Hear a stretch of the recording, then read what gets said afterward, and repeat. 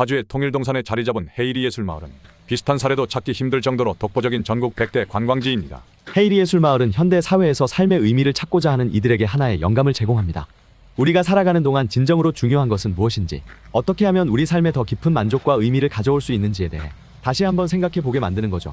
결국 헤이리안들처럼 삶의 깊은 만족과 행복을 추구하는 것은 우리 각자가 자신의 삶에서 의미 있는 것들에 더 집중하고 개인적 성취를 넘어서 공동체와의 연결을 중시하는 데에서 시작될 수 있어요. 힘들게 노력을 하고 부산을 떠는 것은 무엇 때문인가? 탐욕과 야망을 품고 부를 추구하고 권력과 명성을 얻으려는 목적은 무엇인가? 치열하게 노력을 해서 뭔가를 손에 넣었다 하더라도 여전히 불안한 것은 왜일까? 행복이 여전히 멀어 보이는 것은 또 왜일까?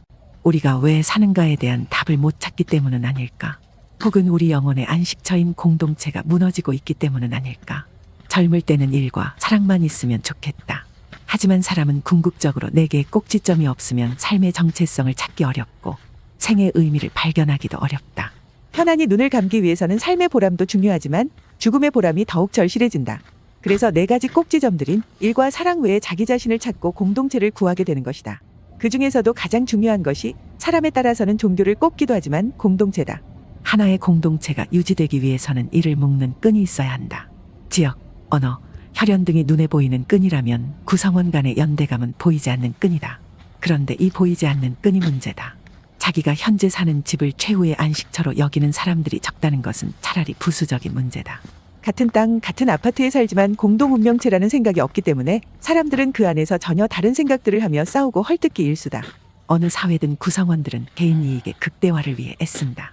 시장 원리 속에서는 개인의 이윤 동기가 사회 발전의 원동력이다.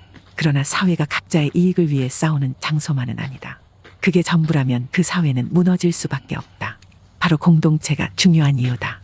그것은 집단, 정파와 개인의 이익을 초월해 존재하는 영역이다. 이런 공공의 영역을 지키고 보전해 가야만 사회는 건강해진다. 그런 면에서 헤이리 마을 사람들이 새로운 인간 문화에 대한 공동체를 알리는 중심의 신호탄이라면 지나친 비약일까? 헤이리 마을을 외부 세계와 구분 짓게 하는 것은 여럿 있지만 우선적으로 꼽을 수 있는 것은 문화적이고 창의적인 것에 대한 무조건적 존경심, 전문 지식으로 무장한 자신감 있는 문화의식, 기득권과 신분의식에 대한 경멸, 인공적인 자재와 스타벅스 등의 획일적 문화에 대한 저항적 기질, 자원봉사 방식의 마을의 운영, 1인 한 표식의 수평주의, 때로는 영적 세계에 대한 몰입 등등의 단순치 않은 주민들의 인상이다.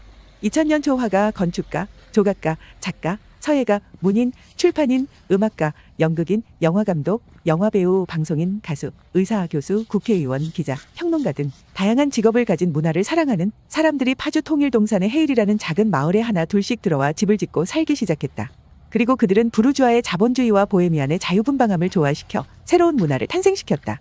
그들은 회원 공동체라는 울타리 내에서 서로를 끔찍이 사랑했고 서울 외곽의 파주라는 싼 지역에 살았고 책을 많이 읽었고 돈에 관해서는 별 관심이 없는 것처럼 보였고 권력이나 물질적 성공보다는 예술과 감정에 충실했고 가끔 관습에 얽매이지 않는 생활을 하기도 했다. 사람들은 이들을 헤이리안이라고 부르게 되었다. 헤이리안이란 신조어는 외부 사람들에게는 보헤미아의 창의력의 부르주아의 포부를 겸비한 뜻의 새로운 문화, 엘리트로 비치기도 한다. 보헤미안이라는 말의 원래 의미는 19세기 사회의 관습에 구애되지 않는 방랑자, 자유분방한 생활을 하는 예술가, 문학가, 배우, 지식인들을 통칭하는 말이었다.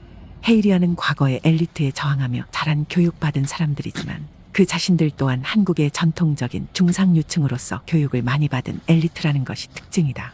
풍요를 거부하지는 않지만 물질주의는 반대한다. 헤이리의 집을 짓고 무언가를 팔면서 삶을 영위하지만 자신이 팔리는 것은 거부한다.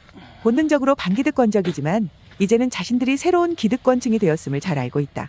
여전히 자신이 속한 분야에서 세속적 성공을 추구한다는 점에서 지난 세기의 부르주아와 공통되지만 자유와 진보, 야성과 자연, 창조성과 문화 등을 적극 추구한다는 점에서는 일면 히피와도 닮았다.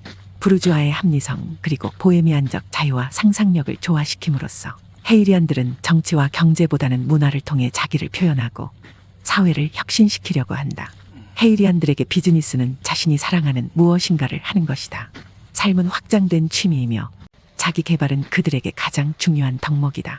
그들은 의미 없는 삶을 부정하고 세태에 순응하는 인간을 경멸하며 출세와 돈을 위해 고상함과 창의성을 스스로 죽여버린 인간을 답답해한다. 효율성보다는 창의성이 생산성의 새로운 열쇠라고 믿는 그런 사람들이다. 그들의 목적은 자기 자신 속에서 최고의 세계를 발견해내는 것이다. 그리하여 헤이리에서 일은 평생 직업이 되고 천직이 된다. 그들은 근로자가 아니라 예술가처럼 일한다. 그들에게 일은 영적인 자아와 지적 개발을 이룰 수 있는 일종의 자기 표현 방법인 것이다. 그들은 헤이리 내의 모든 조직을 하나의 기계로 인식하지 않는다. 그것들을 변화로 가득 찬 유기체로 인식하고 있다. 그러므로 그들은 기계의 나사나 톱니바퀴가 아니다. 자원봉사를 할 때도 조직 속에서 일을 하지만 조직의 가치 못지않게 자신의 가치를 존중하는 자신감과 적극성으로 무장되어 있다. 조용히 살기를 바라는 그들은 고상한 자기 중심자들이다. 헤이리안들에게 일터란 자극을 받는 곳, 재미있는 곳, 서로를 발견하는 사회적 장소이다. 그곳에서 그들이 하는 것은 비즈니스가 아니다. 그들은 그곳에서 논다. 일터는 바로 놀이터인 것이다. 그러나 수평적 사회를 지향하는 헤이리안들 사이에서도 스스로의 정체성을 놓고 논쟁이 벌어지기도 한다. 대립의 핵심에는 늘 세속적 성취의 가치와 감수성에 대한 대조적 평가가 있지만 주류 의견은 늘 같다. 바깥 세상에서는 상업적 성공과 공적인 평판에 기초하여 지위가 부여된다면 헤이리안들에게는 고급 아파트나 우아한 옷을 살 수 있는 능력보다 더 중요한 것은 세상을 예민하게 받아들일 수 있느냐, 감정의 주요한 저장소인 예술의 관람자나 창조자로서 헌신할 수 있느냐 하는 것이다. 헤이리안의 가치 체계에서 순교자적 인물은 글을 쓰거나 그림을 그리거나 음악을 만들기 위해 또는 여행이나 친구나 가족에게 헌신하기 위해 안정된 직장과 사회의 존경을 희생한 사람들이다. 그들은 이러한 헌신 때문에 세상이 인정하는 외적인 품위의 표시는 부족할지 몰라도 헤이리안들의 세계에서는 최고의 명예를 누릴 자격이 있다. 그들의 윤리적 양식과 감수성과 표현 능력 때문이다. 파주의 통일동산에 자리 잡은 헤이리 예술마을은 비슷한 사례도 찾기 힘들 정도로 독보적인 전국 100대 관광지입니다. 헤이리 예술마을은 현대 사회에서 삶의 의미를 찾고자 하는 이들에게 하나의 영감을 제공합니다. 우리가 살아가는 동안 진정으로 중요한 것은 무엇인지, 어떻게 하면 우리 삶에 더 깊은 만족과 의미를 가져올 수 있는지에 대해 다시 한번 생각해 보게 만드는 거죠. 결국 헤이리안들처럼 삶의 깊은 만족과 행복을 추구하는 것은 우리